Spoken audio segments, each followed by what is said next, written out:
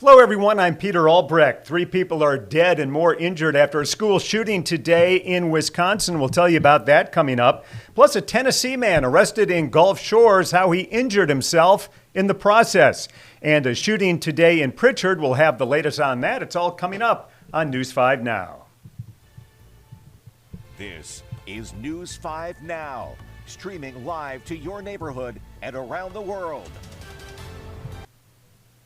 Hi, everyone. I'm Peter Albrecht. Again, we're going to get you caught up to date right now in our big stories of the day, as we do on News 5 Now at 8:30 a.m., 12:30 p.m., and 5:30 p.m. Coming in at number 5 today, a gunman opened fire at the Abundant Life Christian School in Madison, Wisconsin today. Police say at least 3 people are dead. That includes the suspect. 6 others were injured. Nearly 400 students in kindergarten through 12th grade attend that non-denominational school. This was the final week of class before Christmas vacation. The suspect was a student at the school. Number 4, longtime Auburn University team chaplain Chet Williams drowned. It happened last night at Lake Martin. Authorities say the 61-year-old fell in the water while getting off of his pontoon boat. His body was found about an hour later. Williams was a beloved figure on the plains, a football player in the early 80s before becoming team chaplain in 1999. Number 3, a weekend police pursuit ended with a Tennessee man shot in the hand. Police in Gulf Shores found 39-year-old Buddy Snell sleeping in his car outside a movie theater. Then they saw that he had a gun. They told him to get out of the car. Instead, they say he drove away. Officers threw out some spike strips on Highway 59 to stop him. It stopped the car, but Snell jumped out and ran into a field, firing shots at police. But he tripped and shot himself in the hand before he was taken into custody. His charges include obstruction of justice, eluding, and possession of a controlled substance. Number 2, a Robertsdale man was arrested Saturday for aggravated child abuse. 20-year-old Michael Christopher Mullen is being held without bond pending an Ananias Law hearing. Police say the victim is an 11-month-old girl who is not related to Mullen.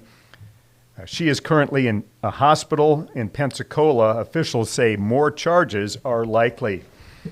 And number 1, a shooting in Prichard today on Prichard Avenue, not far from St. Stephen's Road. Investigators say the man hit is expected to survive. Deputies say they obtained surveillance video from a nearby convenience store, which captured 2 suspects running away. They had driven to the location and left their car after the shooting. If you have any information about this, you're asked to contact the Mobile County Sheriff's Office. And those are our top 5 stories for you today. On News 5 Now, we're always asking a question of the day and taking a poll of the day. Let's check in first on our question of the day. And the question for today was, Comcast wants to sell MSNBC.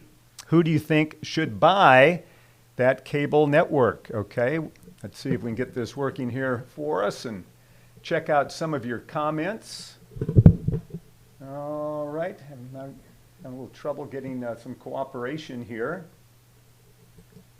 All right, I apologize for that. I know, as you might imagine, there were some snide comments about MSNBC, and Comcast is selling that off. So here we go. Let's take a look here and hear what some of the comments are. Elon Musk, that was a big one that people thought might be coming in to rescue or to buy MSNBC. Jeremiah says, I hear someone is thinking about turning it into a news network, hiring journalists and stuff like that. John says he's not a fan of that network.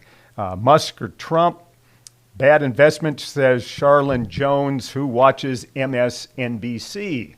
Well, I did look that up. MSNBC is actually the second most watched cable news outfit after Fox News. CNN comes in at number 3. Newsmax is number 4, and News Nation is number 5. So thanks for taking part in our question of the day.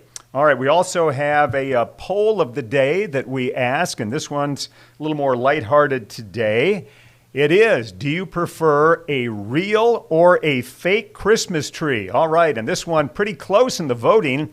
55%, I'm a little bit surprised by this, say they favor a fake Christmas tree. 45% like the real ones. Of course, the price of the real trees has really come up over the last few years. Maybe that's factoring in. It can be a hassle, and boy, those fake trees have gotten to the point where they look so great, and people who have them just love them.